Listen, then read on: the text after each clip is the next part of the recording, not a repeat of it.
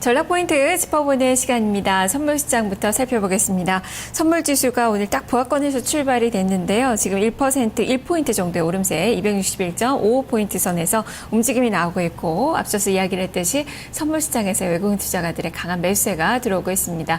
유진투자선물 김대영 연구원과 함께 하겠습니다. 연구원님 안녕하세요. 네, 안녕하세요. 네, 어제는 오랜만에 큰 폭의 또 조정이 좀 나왔었는데요. 오늘 반등세가 나타나고 있습니다. 이러한 움직임 계속적으로 이어질 수 있을지 변수들 하나하나 살펴주세요. 네, 미국의 제조업이나 비싸 그리고 주택시장의 경제 지표들이 일제히 개선됨에 따라서 S&P가 좀 사상 최고치를 경신했습니다. 이에 따라서 미국의 기대 수익률이 좀 상승한 것으로 보임에 따라 보이고요. 그 부분이 미국에 대한 자금 재유입이 가능한 만큼 신흥국으로의 자금 유입이 다소 좀 지연될 수 있기 때문에 지수가 263포인트 이상으로 상승폭을 확대할 가능성은 그렇게 높지 않은 것으로 보고 있습니다.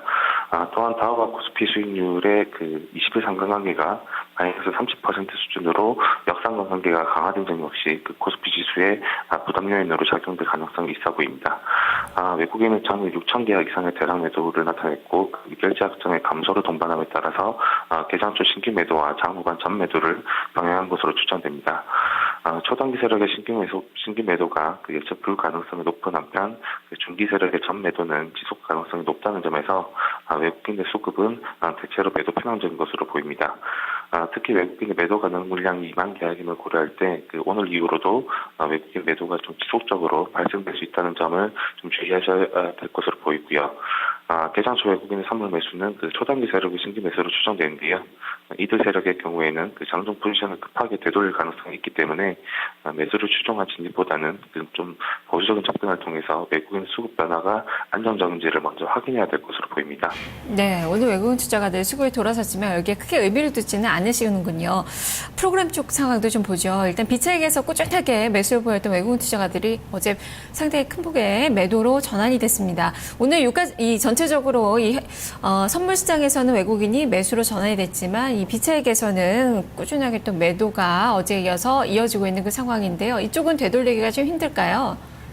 네, 외국인의 선물 매도, 특히 중기 세력의 전 매도가 삼성전자의 지배구조 이슈와 맞물려 있는 반면에 외국인의 비차익 매수는 좀 이와는 다른 양상을 보여왔습니다.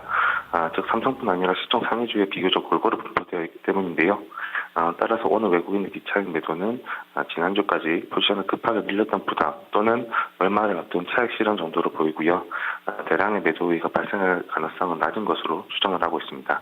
네, 그러면 그동안에는 이 매수 전략을 좀 제시를 해주셨어요. 이 선물 시장에서의 외국인 투자가들 매매도 좀 긍정적으로 바라보셨고요. 시각이 좀 변화를 주셨는데 그렇다면 전략상으로도 좀 포지션 전략이 좀 달라져야 되겠습니까?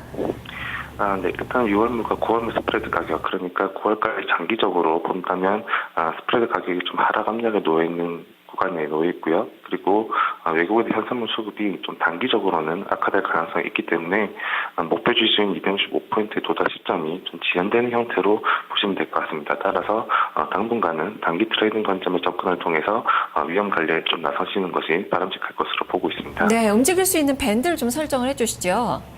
네, 단기적으로는 일단 일중 변동성을 감안하고 그리고 오늘 시가와 최근 변동성, 일별 변동성을 감안하면 일단 단기 트레이딩 포인트는 저점 260포인트 그리고 고점 263포인트로 잡으시고 오늘 매매에 나서는 것이 좀 바람직할 것으로 보고 있습니다. 네, 알겠습니다. 말씀 잘 들었습니다.